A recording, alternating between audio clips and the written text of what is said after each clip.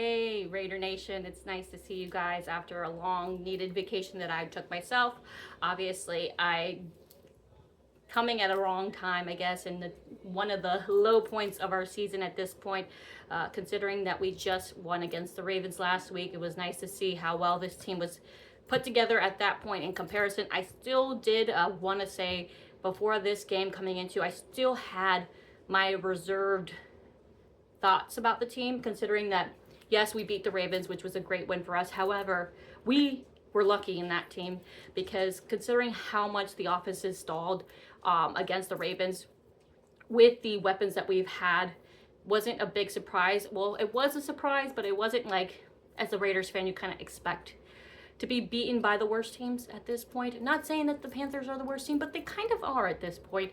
You literally lost to a team that had, I don't know how many wins last season, comes in again this year with 0 wins on the board. You have home field advantage with almost a majority of the stands filled with Raider fans. Mind you, it's Las Vegas, it's not Oakland anymore. This is more expensive for these fans to come out to travel to watch this team to do how atrociously they played Sunday, okay? That being said, I've said it even in the previous videos in comparison to last year. I said it all last year. This offensive line has been obviously a big sore to this team, and obviously considering that we made so many changes again in the offseason, this offensive line continues to show that it's not anywhere in comparison to probably the last 5 years before this, how well and how much they've declined. Like I said, we did have a lot of turnover on the offensive line, so that's something to keep in mind, that, you know, we're not the same offensive line that we were last year. However, I said it before, I said it again, and I'm going to keep saying it. This offensive line has proven itself to be probably, I would say, top bottom, if not bottom ranked in ability to keep time for the quarterback to have time to throw the ball, the ability for the running backs to get ability to open lanes, to get yards.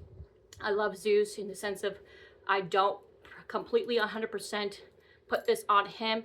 I said it last year when I watched Josh Jacobs struggle with this similar offensive line. Obviously, again, a lot of key offensive linemen we've switched out or removed, but it's not improved. It's definitely not improved from last year. It's actually worsened in my opinion, obviously.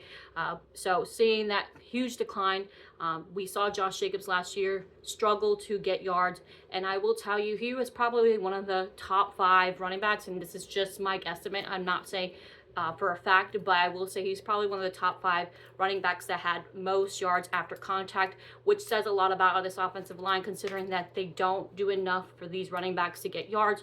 So for Antonio Pierce to be like, we want to be a run heavy team, it's very difficult considering that you don't have the pieces with this offensive line to do so. Obviously, everybody's in probably agreement at this point. You need to do something with the offensive coordinator. Either he needs to step down or he needs to be fired completely, because considering all these offensive weapons, considering your wide receivers in the elevation of the teams that we've lost to, there's no reason why we shouldn't be scoring minimum 20 points before the half or even before the fourth quarter. Listen, I don't care that we scored a touchdown in the fourth quarter, but this team was already up 21 points against us.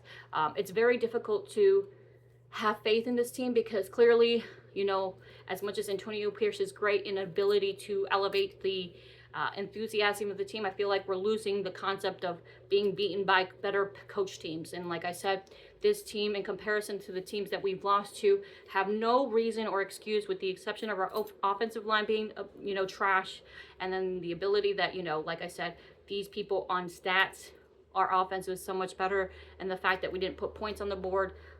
Like I said, I'm not diminishing Carolina's ability to stop us. However, they have been 1 or 2 wins all last season. If that, maybe 3, I don't remember exactly on top of my head, but coming into this game with home field advantage and putting that as a, you know, play for the fans was kind of disappointing, especially coming from that Ravens win. Like I said, you know, it's very difficult to have expectations now forward into the season. You know, obviously we have a lot of questions, especially with Antonio Pierce saying how, you know, some players decided to make decisions that were business moves, and so will we. I will say there was no point for Davante Adams to stay into the last minutes of the fourth quarter. At this point, what are you expecting to be down 3 scores and think that you're going to come back? Why weren't we being that aggressive immediately before the second quarter, or even after the third, like the beginning of the third quarter, we were down 2 scores. At that point, there should have been more aggression. Obviously, this offensive coordinator that we have continues to do short dunk and dink passes. At this point, we've already given that ability that we don't have that offense where we can run really aggressively first and then pass. So this is just something that obviously the next week or so, we're hoping that as Raider fans that we see that change, because honestly, I'm probably not the only person that is tired of seeing these short passes. And this, this is the thing, when you go multiple teams and week after week, you prove yourself to be a one-sided team where you attempt the short versus go deep or even go intermediate passes. These defenses are going to adjust easily because they already know what to expect from you. And obviously these past 3 weeks, including the Ravens game, you see that team obviously see that they can make the adjustments. And the fact that Brock Bowers wasn't utilized as enough, or considering Devontae Adams wasn't utilized enough, that's another thing that I have issues with. We have like 2 of the best tight ends. So even if the offensive line was as trash as it is, the fact that you don't have both tight ends to help assist in the block to open the run game, or at least hold, pressure to help get the passing into play is questionable itself. Obviously, like I said, in paperwork, you look at these players are so much better than what we have as team loss and win ratio. At this point, would I've expected this team to be 3-0? Yes, I do, especially considering we had opportunities to have really good coaching staff to come in, and we just fell short of that. So honestly, this is kind of disappointing so far this season. I'm hoping, obviously, seeing the offensive coordinator either step down or completely be fired. We saw what they did with Green Bay with the same offensive coordinator, and it's nothing against him, but obviously he's not utilizing this team to its best ability and talent. Especially, it's hard to compare, but it is something that you can't compare considering, the Chargers have won 2 games. Now obviously the 3rd game against the Steelers, which is another great coach team, seeing them completely wipe their offensive talent in the Chargers, and seeing that they still managed to win games is something that you can't make excuse, especially for this team, as well as the Steelers, who don't really have a lot of offensive talent in comparison to us. Those teams alone have shown that being a very well-coached team makes a huge difference, and I really don't think Antonio Pierce has that offensive scheme or offensive playmakers, in the sense to, not playmakers, but offensive people to put our offensive playmakers to be to the best of their ability and talent. So either you as a coach make that decision to get rid of Luke Getsy, or you as a coach step down, or whatever the case be. Something needs to change.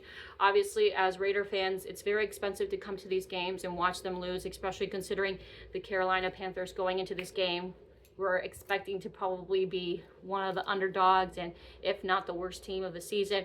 And honestly, I'm not sure about you guys, but watching us lose to teams that we should win is very exhausting as a fan. And obviously, I've been watching them for over a decade, so it's not a surprise, but it's still heartbreaking nonetheless. So tell me what you think. Obviously, I am now 0-3 as well in my fantasy, so not much positivity coming around. I'm hoping that the Lakers that start next month, there's something to watch and look forward to, but sports has been very difficult for me for the past few weeks. I'm going to try to see if, doing bets in Hard Rock, now that I can do that, maybe that will be a benefit for me, but my fantasy in both leagues is 0-3. I am not proud of that, so it's going to be a long season. Tell me what you guys think, and I hope you guys have a great week.